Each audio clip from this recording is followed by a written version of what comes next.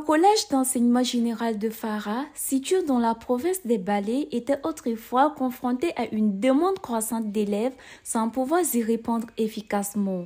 Mais, grâce à l'intervention du projet d'urgence de développement territorial et de résilience PUDTR, cet établissement connaît aujourd'hui un nouveau souffle. De nouvelles salles de classe et des latrines ont été construites, offrant ainsi un meilleur cadre d'apprentissage pour les élèves. Face à la demande pressante des élèves et à la capacité d'accueil limitée du CG, l'arrivée de ces nouvelles infrastructures, réceptionnées le 10 juin 2023, était plus que nécessaire. Et depuis en tout cas la venue du PUDTR, d'abord c'est un sentiment de joie d'avoir des salles de classe de plus et comme notre position centrale, la demande est très forte. En début d'année, on a reçu beaucoup donc, de demandes de classe et en tout cas la venue de ces salles vient vraiment à point nommé parce que ça va nous permettre donc de multiplier, d'accroître l'offre donc d'accueil des élèves.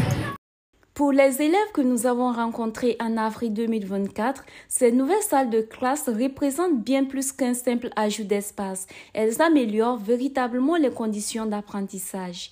En tout cas, je pense que ça, c'est vraiment. Si c'est l'année passée, on était au total 70. Mais cette année, grâce à la nouvelle classe, en tout cas, ça s'en sort bien. Cependant, ces nouvelles installations viennent avec une responsabilité, celle de les préserver. Nabié Eba, l'économe du CG, insiste sur la vigilance nécessaire pour protéger ces infrastructures vitales. Nous sommes les bénéficiaires et nous avons cette responsabilité, en tout cas, d'assurer la sécurité, la protection des infrastructures. Moi, personnellement, en tant qu'économe, il est de mon devoir de veiller au bien matériel de cet établissement. Pour cela, j'ai en tout cas tous les principes nécessaires. Je sais que nous sensibilisons les enfants, il y a le règlement intérieur, et nous disons le règlement intérieur en début d'année. Et ils connaissent celui qui enfreint à un des points, il y a des sanctions. Je sais que déjà, des élèves ont forcé une faute. On les a en tout cas sommés de nous de remplacer la porte là, plutôt la serrure. Grâce au projet d'urgence de développement territorial et de résilience PUDTR, le CG de Fara a fait un grand pas en avant.